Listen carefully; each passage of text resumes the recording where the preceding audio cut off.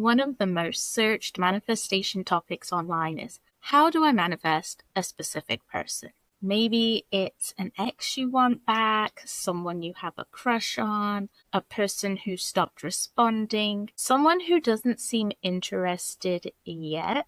And if you looked into this online, you've probably seen advice like, affirm they love you, visualize them texting you, assume they're already obsessed with you.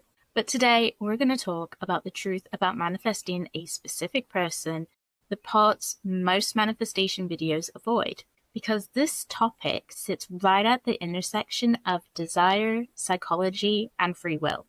And understanding that difference can save you months or even years of emotional exhaustion. Relationships activate some of the strongest emotions humans experience. When someone pulls away or becomes unavailable, your brain interprets that as a loss. That emotional response is tied to systems like dopamine and reward pathways in the brain. Some researchers studying love and attachment describe romantic attraction as activating the same reward circuits involved in motivation and craving. In simple terms, your brain becomes focused on the person, and when manifestations say you can manifest anyone you want, it gives people hope that they can control the outcome. But hope and control are two very different things. Here's the biggest question manifestation communities rarely address. Do other people have free will? The answer is yes. Every person has their own thoughts, their own emotions, their own experiences, their own choices. You cannot ethically control someone's decisions, feelings, or anatomy. You cannot force someone to love you through affirmations. You cannot override their boundaries through visualization. Manifestation can influence your behavior, energy, and choices, but it cannot remove another person's agency. And understanding this is actually empowering, because it shifts your focus back to the only thing you truly can control, yourself. Most people think they want a specific person, but what they actually want is the feeling that they believe that person will give them. Feelings like being loved, being chosen, feeling safe, feeling valued, feeling desired. When one person becomes associated with those feelings, the mind creates a powerful attachment. But here's the truth. One person is not the only possible source of those feelings. And sometimes when we focus on the one specific individual, we accidentally block healthier opportunities. Specific person manifestation can easily turn into obsession. You start checking their social media constantly, analyzing every message, repeating affirmations about them all day, waiting for signs, interpreting coincidences. Your nervous system becomes hyper-focused on one outcome, and that level of fixation often increases anxiety instead of attraction.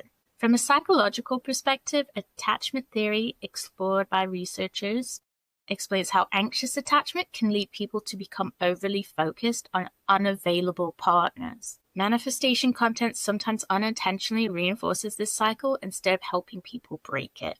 Instead of trying to manifest a specific individual, a healthier approach is to focus on relationship alignment. This means asking, what kind of relationship do you want? Some examples might include mutual effort, emotional safety, respect, communication, attraction. When you focus on these qualities instead of one person, you open the door to relationships that actually meet your needs. Because sometimes the person you're trying to manifest is simply not capable of giving you what you want, and no amount of visualization can change someone's character. The real power move in manifestation isn't how do I make them want me? It's how do I become someone who chooses relationships that choose me back? That shift changes everything, because now you're focusing on emotional boundaries, self-worth, communication, compatibility. And when you build those qualities, something interesting happens. The right people start showing up. Sometimes it's the person you wanted. Sometimes it's someone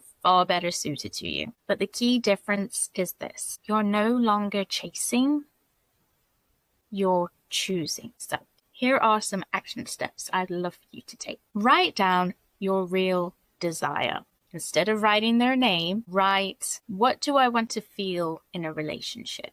For example, love, respected, chosen, supported. Focus on the emotional experience. Then I identify the relationship standard. Write 3 non-negotiables for your next relationship. For example, consistent communication, emotional availability, mutual effort. Standards attract healthier connections. Redirect your energy. For the next 7 days, no checking their social media, no affirming about them. Instead, ask, what action improves my life today? And channel your energy into growth. Then, strengthen your identity. Write this sentence and complete it. I am someone who deserves, and repeat it daily. Self-concept influences relationship choices. And then stay open to unexpected outcomes. Sometimes the universe doesn't remove someone because you're unworthy. Sometimes it removes them because something better is possible. So stay curious about what life might bring instead. Manifestation should expand your life, not shrink it around one person. Hope you liked this video. If you did, be sure to give it a thumbs up. And I'll see you in the next one. Bye, guys.